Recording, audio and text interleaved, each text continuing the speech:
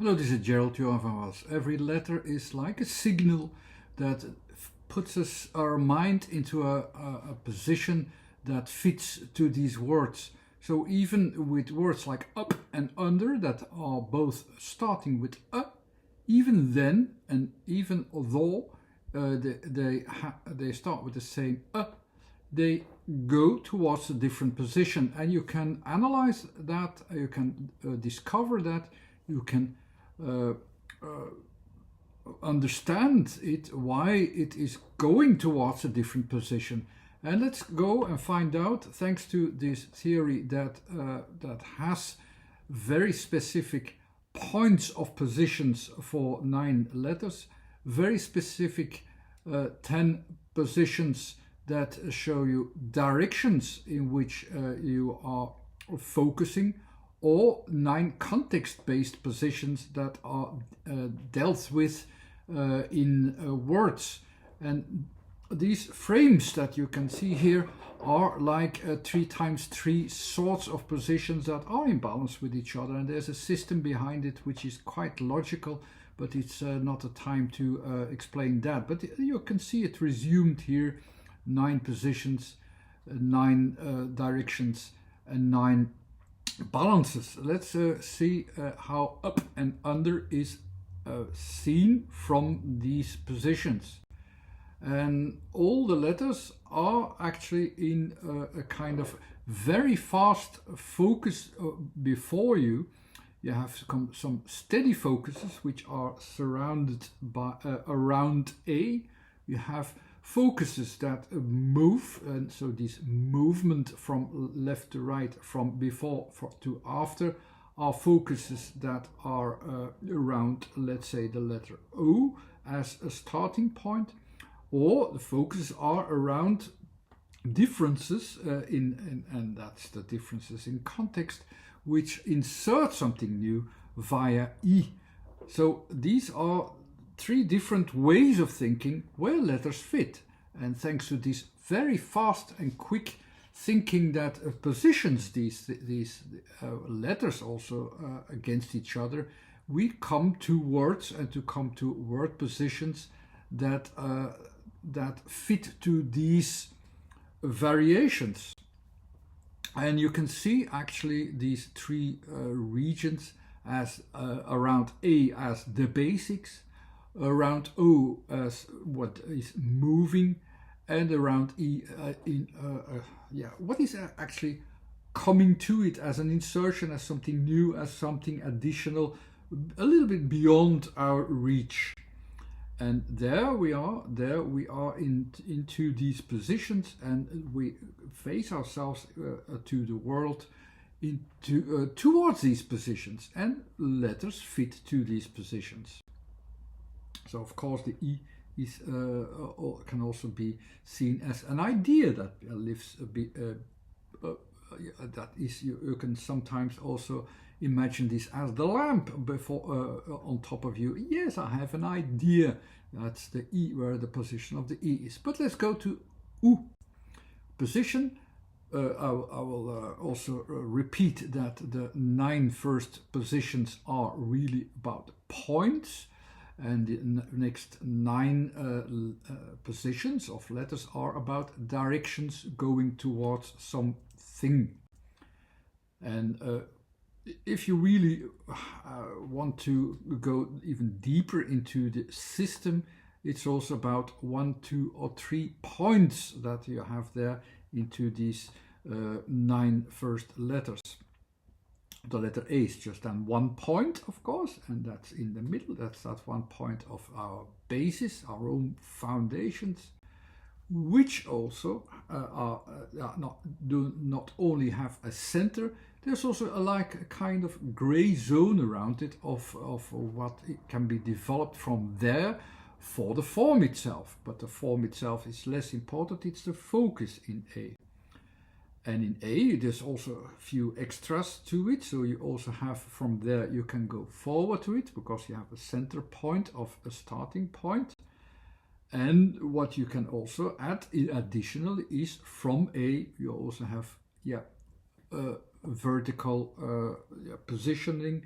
You have a diagonal positioning, you have a horizontal position, the horizontal positioning for A, and the T and the K are of course like the green and the red arrow, which are trying to measure how big is the form and how large can I still use this center. That's the kind of thinking that lies behind it, and that's how we use these letters. So where things are materializing. The next level is then around it. That's the zone around it. That is actually the space, let's say, in which the forms are forming and where we use forms. It is a bit like, yes, let's use this somewhere. We have something to use here. We have something to handle. You have this figure here. You have two positions of objects as well, so you can use the objects. Let's start from what we know is actually the background around it. A is actually starting from what we recognize and what we think it is true. In U we have a certain limit. After ATK U, there's a logic behind it. There's a whole logic that you follow. You see some limitations in what is forming, so you can only use actually what you can use as a form, so what you can handle as a form with your hands in a certain way as well. So the U starts from this position where we can handle it, and that's the position of U compared to a figure. So is the U also in two positions in a way, so it's from at the right, at the left, you can have them in both positions. Most logically, it will be that we use, of course, the position that we can handle, our starting point, a starting point, the starting point of what we think is our starting point, what we understand, where we go forth with it. You could also use someone else's starting point or a communication with someone else, and that's at the other side. But here we start at the left here, where also you can extend it with L and B. So U, again, forward with what I can use, like in the word use, indeed. L of the material, what you can use, and B of the extensions from there that you can become also more aware of this full form in L or in B. So these are the positions, and that's the way also these positions are used for words and word associations. But we go now with U, we go from U to P. So before we do that, U is not pronounced as U or U or any word that is usually associated with the letter itself. The sound itself here in up and in under is the sound we use here is a. Is a minimalized position, a form. If you would change that into a letter, mostly I would suggest even an e, like the e. You use it for something. You use it to go somewhere, to move it somewhere, to do something with it. That's a little bit the way how you associate the letter e, but here it is associated as letter u, and it's the absolute minimum. It's minimum, and the minimal element of it is like it's the most physical aspect of it, the minimal way to use it, the essence of it. But you could also even say the bottom line of it. That's an association that you can make. It's not essential, but it gives you already an idea how to use the letter E. So you can go forward with it as well, like with the U, but it's more like with the E. You want to highlight it, but it's more a potential highlight. The letter E itself would highlight it completely. Here it is potentially highlighted. Underneath also here at that point, it's a potential place. It remains like U, in space, in place, in our known world. So basically you could have them in three positions: as an object, as where you can start from, as a highlight, as a minimal highlight, or as something to use and go forward with it, potentially only. in that place. So that's the way how you can associate it further. The next letter will be the P. So where will be the P? This you see them in the next frame of order. So the next frame of order, G, F, P, O, E, Z, D, and Y are about movements, about directions. The P is at the third position, so we are in the green zone and at the edges of the green zone, where we also reach towards actually what also already comes out of reach. It is something that we need a timing for it. All the green areas where you need timing, and it's at the end process. It's at the end process, and it goes towards what becomes almost out of reach. That's the mindset behind it. That's how you can associate it. That's how you can understand it. The P in a vertical sense at the edges in a timing scale and or schedule. So we have basically, you start from U here, underneath, as you can see, and we go actually with the vertical after a while in a time schedule in the end of a process upwards. And that's up indeed, that you can imagine it very easily. All the letters for under are a bit confusing. I'll add them already here, and it almost seems like a random positions that you cannot connect to them immediately. If you really put them into the frames in each of the categories, the categories here are positioned against each other so that you can understand them well. And in this case, it can be a bit confusing because R is about connections. It is on top. The N and the D and the E are all about timings. So the D go forward with it, N to take something out of it, E to highlight something. So also that is quite difficult to connect to each other. So what we still need to connect, how to connect them, is of course the right order. So we have to start from U, then to N, then to D, and so on. And here the order is different. So we have to go and add the order in the right position, at the right positionings. So the is underneath, indeed. So you have the position. You have that.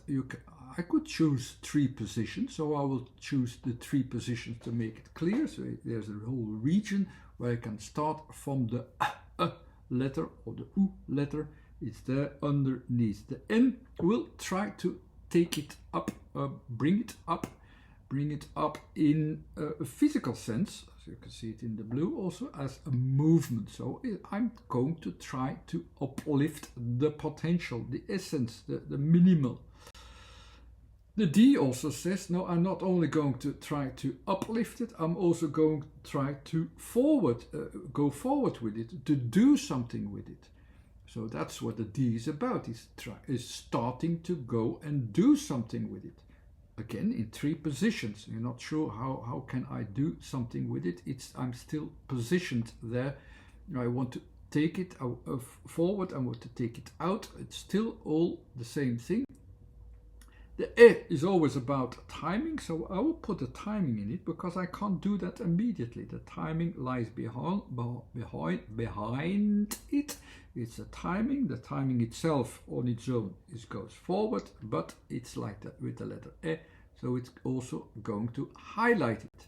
Highlight it as a minimal. Again, also has the sound So not just in the 3 positions, so before, now and after, with an after effect, but minimal. So I'll take it in the middle. I highlight it as a place, as a minimal, as an essence. I want to highlight it again. Oh, it's already 4 times an attempt to leave the place there, but it's almost impossible to do so. And the R itself should make that connection to make that possible. So it is about connecting what you want to do with it, the blue arrow, and what is going to be, what you can make from it, what can become from it. That's the red angle. It's the feedback system that works there. The feedback system works against what you want to make from it. That's R. R is about making connections from what you want to make from it and what you can make from it. And there it will mostly form a whole pattern of situations in time and space, because the top layer is about time and space, where you can make something from it. So how do we connect that? I simply will do and access that point, which is usually quite far away from me. It is also, this whole situation is quite far away from me, but I will put it again on the same spot. I'll put it again there. I can do that because the positions, I now have them in 3 regions very far away from each other. But if I can't, I can also see them all within one point, of course, but you have to imagine it's not just about one point, it's about the second position is about timing. So within that one point, it becomes 2 points or 3 points that you want to access there, something to the heights at that point. I don't see them as being too important, but they give you a reference where you have to land to. It's somewhere very far. It's far away from you. So R is you want to have it and you want to become it. You want to make something from it, and it has to become in a certain way. It has to become itself in a certain way. So under remains, underneath, tries to uplift it, tries to go forward with it, but it's always dominated by this minimal thing. So what you want to achieve and what you get achieve, it's making that connection, but actually it remains underneath here actually. Up here, you could also start to build it up from underneath and don't leave that situation, but the P already, you see, it's at the borders. And even if I stay under here as well, because I can remain within one center and imagine it, what is happening here, it always gives you the feeling, no, I can reach it beyond it. I have to reach somewhere beyond it. And before I know it, I can reach the beyond. I can reach what is hardly reachable. Just the opposite as under. With under you cannot reach anything. With up you could reach seemingly almost anything. And that's the different mindset that you can understand by understanding the letters, understanding the order, and even if you put them all together or show you the balance here, how they are built up, it gives you an understanding what you can do with it. So even if I put the drawing from the beginning underneath, so you have somewhere from beginning to ending where I want to achieve something. I have the U here. The U goes towards something that I want to achieve, that I'm going to want to do something with it, like in the D, but the connection is actually more like underneath. It's trying to connect itself, that it's going to do something with it at some point or another, but at this point it can't, so it remains underneath, as you can see. Well, up is of course, so the underneath, that's the timing. It needs time for it before you can do something with it. With up, you immediately are brought towards that pressure that brings you out of the situation, and it brings you up. It lifts the things up, and even if you remain with the in the basics and so on, there's nothing else that you can do to be lifted up and lifted up out of the situation and go up from there. I hope this was understandable enough. I do understand what the letters are, how the letters should be associated from these positions. It takes a while to get used to all of these associations and so on. So I advise you to watch more videos, or even read the book and see all the variations that you can have from certain positions, the combinations also. With certain combinations you come to a different end position at the end, but the rules of building it up underneath are all the same, and it's always dealing with the same kinds of things. So there is a system behind it, but it takes some intelligence to develop to also realize how this is working or what is going on. Okay, I hope you enjoyed this. Thanks again for watching. Bye.